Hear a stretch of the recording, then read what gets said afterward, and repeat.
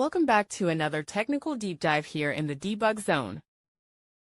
Today we're tackling a big question and breaking it down with insights from other users. Hopefully this clears up some misconceptions and helps you get the answer you need. So buckle up, stay a little curious, and let's jump right in.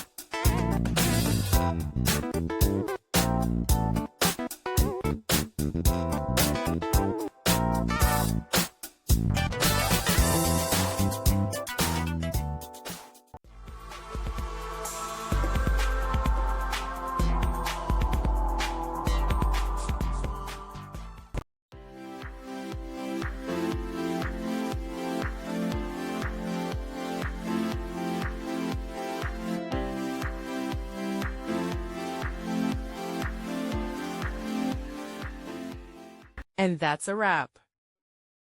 I hope you found the answer you were looking for. If you did, take a second to hit that subscribe button. It really helps out. And let me know in the comments which solution worked best for you.